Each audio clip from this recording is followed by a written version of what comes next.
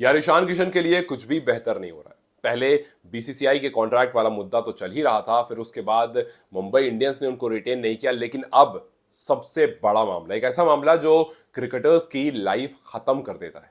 मामला ball tampering का। मामला आया ऑस्ट्रेलिया से, जहां पर इस टाइम पर ऋतुराज गायकवाड़ की कप्तानी में इंडिया ए ऑस्ट्रेलिया ए से मैच खेल रही है, और आज दिन में अचानक से खबर आती है कि इंडिया ए के प्लेयर्स ने बॉल टैंपरिंग की है, जिस वजह से अंपायर ने ईशान किशन को रिपोर्ट करने की बात की है, और जिस वजह से मैच बीच में हिंडर भी हुआ। आखिर पूरी कहानी क्या है? अगर आप इस टाइम पर जाकर के गूगल पर या सोशल मीडिया पर, कहीं पर गूगल पर ही अगर जाकर के आप टाइप करते हैं ईशान किशन, तो आपको सबसे पहली खबर दिखती है बॉल टैंपरिंग की। एक पूरी कॉन्वर्जेशन जो कि स्टंप माइक पर रिकॉर्ड हुई, और उसके बाद अंपायर ने रिपोर्ट की बात की। पूरा मामला क्या आपको बताते हैं। सबसे पहले हुआ कुछ ऐसा कि बीच में मैच को रोका गया। अंपायर ने बॉल मांगी। अंपायर ने कहा कि इस बॉल से आगे मैच नहीं होगा। ईशान बीइंग सीनियर आगे आए। ईशान ने पूछा कि जी क्यों मैच नहीं होगा। अंपायर ने बोला कि जब आप बॉल पर स्क्रैच लगाओगे तो हम उस बॉल से आपको खेलने नहीं देंगे। ईशान ने कहा क्या मतलब? उन्होंने कहा जी हाँ, इस बॉल पर स्क्रैचेस हैं और ये मेरा फैसला है कि इस बॉल से मैच नहीं होगा। ईशान ने कहा यह एक स्टूपिड फैसला है। जैसे ही ईशान ने अंपायर के फैसले को क्वेश्चन किया, वैसे ही अंपायर जवाब में कहते हैं कि आपके इस डिसेंट के लिए मैं आपको रिपोर्ट करता हूं। अब वो रिपोर्ट की बात हुई, ये एक बहुत बड़ी बात होती है कि बॉल टैंपर की गई है और वहां पर रिपोर्ट की बात हुई है। और क्योंकि ये कॉन्वर्जेशन बाहर आती है, और इतने में ही हर तरफ जितने मीडिया हाउस है, चाहे ऑस्ट्रेलिया के हो इंडिया के हो, उन्होंने ये खबर चला दी कि जी इंडिया ने बॉल टैंपरिंग की है, ईशान किशन को अंपायर ने ऐसे ऐसे कह दिया है, और मामला अब बड़ा हो गया। अब क्रिकेट ऑस्ट्रेलिया इस पर फैसला लेगी।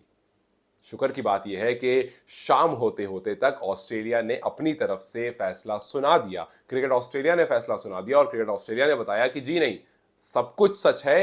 अंपायर और ईशान के बीच की कॉन्वर्सेशन भी सच है, लेकिन बॉल टैंपरिंग की बात कहीं नहीं है। बात सिर्फ इतनी थी कि खेलते खेलते बॉल पुरानी हो गई थी और बॉल पर स्क्रैचेस पड़ गए थे, क्योंकि वो जमीन पर की वजह से पड़े थे, ना कि इस वजह से किसी प्लेयर ने उस पर स्क्रैच किए। बॉल अक्सर पुरानी होने के बाद उस पर स्क्रैच पड़ जाता है, और किसी भी रीजन से स्क्रैच पड़ सकता है, लेकिन इस बात का कोई प्रूफ नहीं है कि किसी खिलाड़ी ने उस पर स्क्रैच लगाया। और क्योंकि इस बात का कोई प्रूफ नहीं है, तो क्रिकेट ऑस्ट्रेलिया ने कहा कि बॉल पुरानी हो गई थी, बॉल पे स्क्रैचेस आ गए थे, इस वजह से अंपायर ने बॉल चेंज की और ईशान को रिपोर्ट करने की बात की उनके बिहेवियर की वजह से। लेकिन बाद में वो भी सॉर्ट आउट हो गई, और ना ईशान रिपोर्ट किए गए हैं और ना ही इंडिया ए के किसी प्लेयर पर बॉल टैंपरिंग का आरोप लगा है। शुक्र है कि कोई बॉल टैंपरिंग का आरोप नहीं लगा, लेकिन खबर जो है वो आग की तरह फैलती है। एक रिकॉर्डिंग जब सोशल मीडिया पर आई, उसके बाद हर तरफ खबर चल गई। लेकिन अच्छी बात यह है क्रिकेट ऑस्ट्रेलिया ने इसको क्लियर कर दिया, बिकॉज ईशान के लिए इस टाइम पर ये एक बहुत बड़ा काला धब्बा हो जाता। बिकॉज बड़ी मुश्किल से बुची बाबू खेली, वहां सेंचुरी लगाई, दुलीप ट्रॉफी खेली, वहां सेंचुरी लगाई, रणजी खेली, वहां लगाई। तो जब आप हर फॉर्मेट पर रन कर रहे थे, तो इस टाइम पर इंडिया में वापस आने का आपका ये एक जरिया है, जहां अगर आप परफॉर्म करते हो, इसके आगे जो आप मैचेस खेलते हो वहां परफॉर्म करते हो, तो वापस से आप इंडिया की जर्सी पहन सकते हो। आपने लास्ट ईयर पहनी थी, साउथ अफ्रीका सीरीज के बाद आपने इंडिया को रिप्रेजेंट नहीं किया, और इस टाइम पर शायद ईशान ये लास्ट काम करेंगे कि कोई ऐसी बेहूदी गलती या कोई ऐसी गलती कर दें जिसकी वजह से वो इंडिया में वापस ना आ पाए।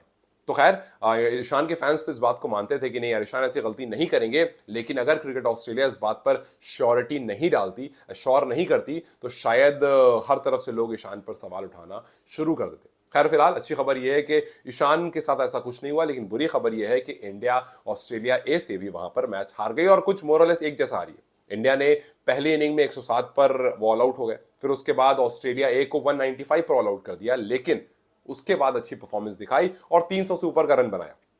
लेकिन कोलैप्स हमें वहां भी देखने को मिला। 226 पर हमारी तीसरी विकेट गिरती है और 312 पर हम ऑल आउट हो जाते हैं। खैर, कोलैप्स यहां भी मिला, वहां भी मिला, और उसके बाद ऑस्ट्रेलिया उसको चेस डाउन कर लेती है और उस टेस्ट मैच को जीत जाती है। ईशान किशन ने एक इनिंग में 34 रन किए, दूसरी एक इनिंग में 4 रन किए, दूसरी इनिंग में उन्होंने 34 रन किए। तो रन्स भी कुछ खास उनके बल्ले से आए नहीं। तो फिलहाल परफॉर्मेंस वाइज तो कुछ नहीं है, लेकिन अच्छी खबर यह है कि बॉल टैंपरिंग वाली पूरा मामला जो है उसको ऑस्ट्रेलिया ने क्लियर आउट कर दिया है, और ना ही ईशान किशन ना ही टीम इंडिया किसी तरह के बॉल टैंपरिंग के आरोप में इन्वॉल्व है।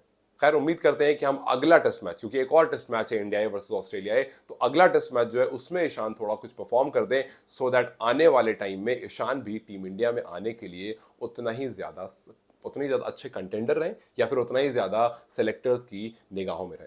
खैर, आपको क्या लगता है, क्या ईशान किशन इंडिया के टेस्ट स्क्वाड में या यूं कहूँ टेस्ट तो छोड़िए, टेस्ट तो बड़ी मुश्किल सी बात है, बिकॉज ऋषभ पंत काफी अच्छा परफॉर्म कर रहे हैं। ओडीआई और टी20 स्क्वाड में वापसी कर सकते हैं, और अगर कर सकते हैं तो कितनी जल्दी कर सकते हैं, मुझे कमेंट्स में जरूर बताएं। Till then you guys take care, have a good night.